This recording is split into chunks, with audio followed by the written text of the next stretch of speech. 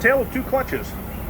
So the clutch for that Volkswagen, once I got it apart, I looked at it and I said, you know what, we may as well put a new clutch in this thing now, since it's a part. You know, there's no labor involved, it's just parts.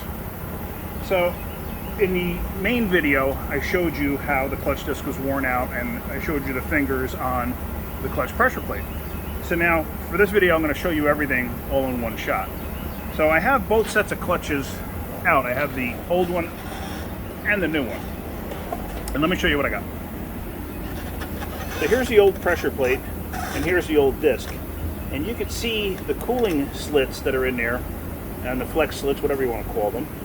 You can see that the material is almost worn down to the main part of it. It's not severely worn, but it's worn enough. It should be replaced. It's probably better than half life. It's probably 3/4 to 80% worn out. And if you look at the pressure plate, you see those springs right there? These little springed up things? Springed up things, that made a lot of sense.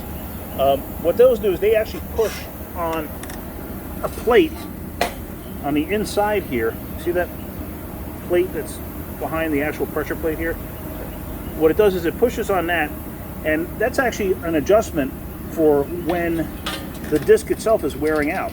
And as you can see, by looking at this, this is moved over. It should be all the way down here. Now let me show you the new one. There's the new one, and you can see how far in that is.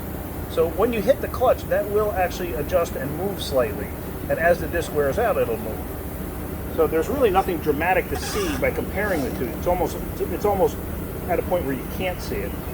But now also, if you want to look here, the fingers on this, if you look closely, you can actually see how it's worn. And you can actually see there's like a worn out ledge to it. So that's pretty well shot. That's where the throwout bearing rides. Throwout bearing rides right there. So now let me show you, here's the new disc. It's a slightly different design. They're both made by a company called Luck. And if you remember on the other video, I was talking about how some of these fingers are a different color. It looks a little more dramatic in the video, but this one in particular is quite blued. And obviously with this, I was saying how that one is blued, but obviously it's done from a factory like that. But if you want to compare these two, let me put them side by side. And there you get a good view of the thickness difference. The new one, see how much thicker it is.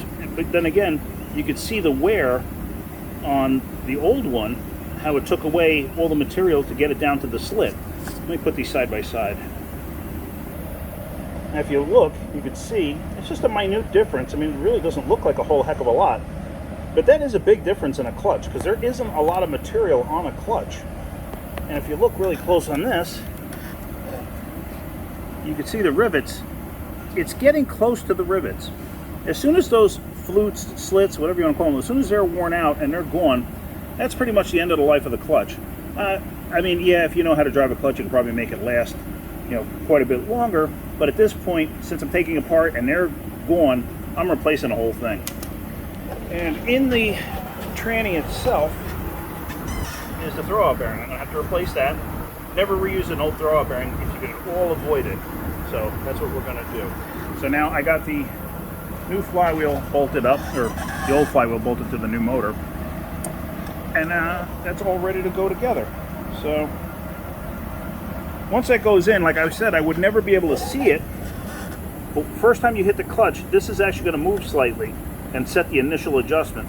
And then as time passes and the clutch disc wears out, that piece is going to move and you'll see more of a gap like this one in here. So anyway, that's about it. You buy a clutch as a setup. It comes with the disc, the throwout bearing, and the pressure plate. Some of them come with a pilot bearing. This design does not use a pilot bearing.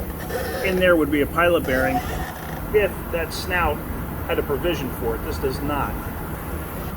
Most front-wheel drives do not have that. Mostly it's rear-wheel drives that have the snout that goes in to the pilot bearing. So anyway, that's it. Hope you learned a little something about a clutch there. So I'm going to put this all together. But basically a clutch it works just like brakes do. Same type of design, except this, it's always applied. Whereas in a brake system, it's only applied when you hit the brakes. On this, it's always applied until you hit the clutch, then it releases. It's just how it works. It doesn't As long as you're not slipping it, it's fine. Slipping it is the same thing as riding the brakes. Anyway, hope you got something out of that. If you do, hit that like button. If you could, please subscribe. Have a great day. Keep wrenching.